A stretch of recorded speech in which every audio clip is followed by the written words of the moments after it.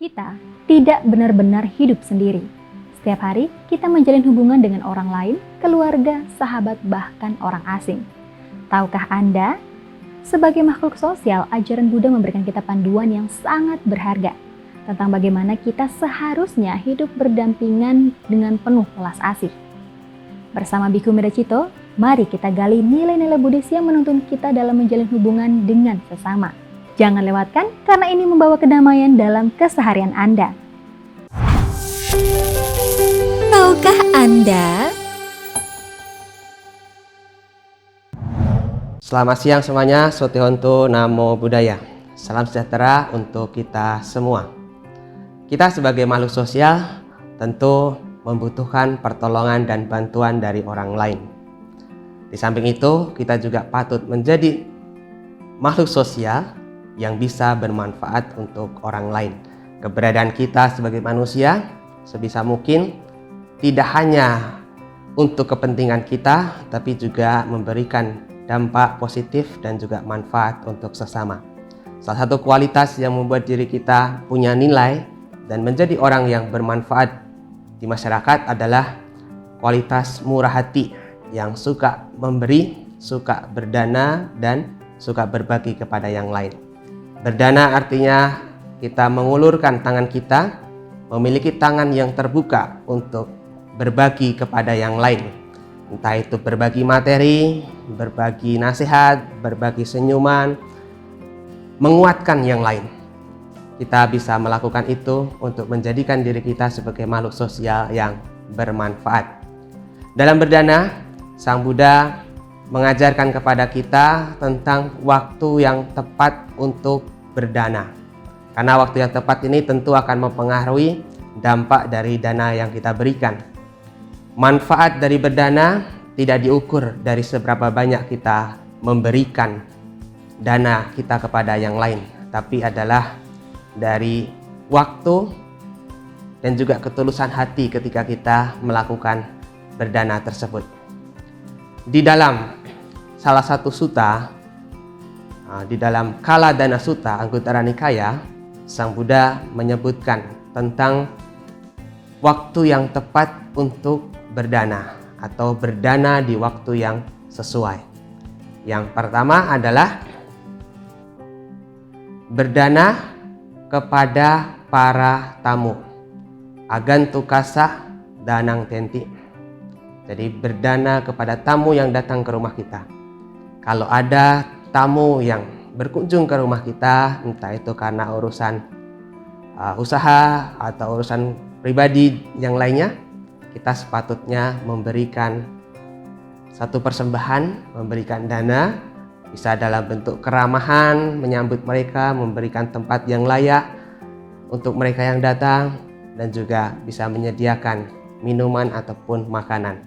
Nah, dana yang diberikan kepada tamu yang datang ke rumah kita ini disebut sebagai dana yang tepat waktu.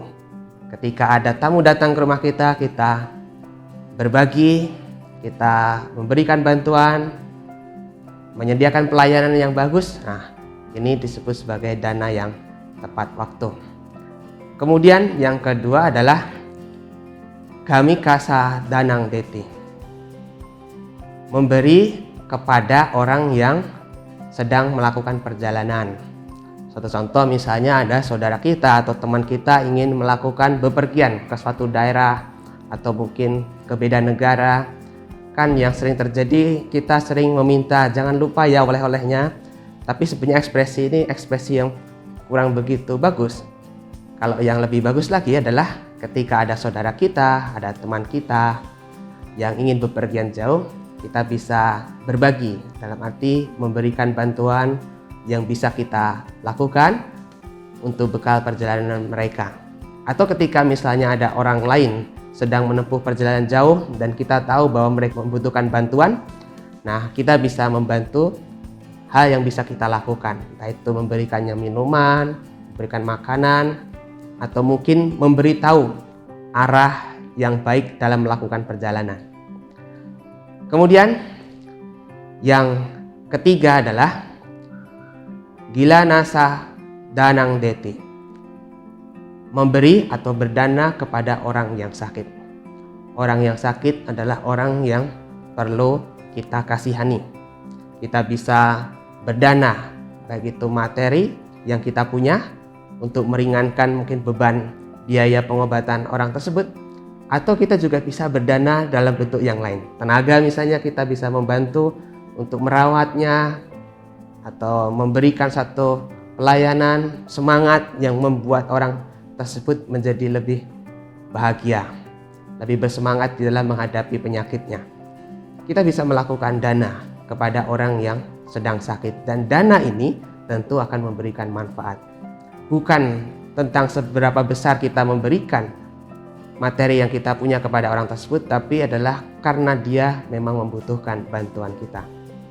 Kemudian yang keempat adalah dupike danang teti, berdana di saat ada bencana kelaparan atau dalam situasi yang membutuhkan. Ketika kita mendengar di suatu tempat ada bencana alam, ada wabah penyakit, ada orang kelaparan, kita berdana kepada orang-orang tersebut, kita menyumbangkan apa yang kita punya untuk orang-orang yang sedang kesusahan. Nah, itu adalah dana yang sangat tepat waktu, karena mereka memang sedang membutuhkan bantuan dan uluran tangan kita. Kemudian yang terakhir adalah berdana yang lebih tinggi, dalam arti kita berdana kepada orang yang mulia, pada orang yang memiliki moral yang baik, orang yang lebih luhur, maka itu dikatakan sebagai dana yang tepat waktu. Kita bisa menggunakan kesempatan berharga untuk berdana kepada orang-orang yang bermoral, memiliki moralitas yang lebih tinggi, luhur, dan menjalani praktik spiritual. Dengan begitu, kita melakukan kebajikan yang tepat waktu, dan tentunya ini akan mendatangkan buah yang besar. Sebagaimana kita menanam satu tanaman di musim yang pas, yang cocok, maka tanamannya akan berbuah bagus. Demikian juga pemberian kita, kalau kita lakukan di saat yang tepat, di saat yang membutuhkan, maka pemberian kita memiliki manfaat yang jauh lebih besar.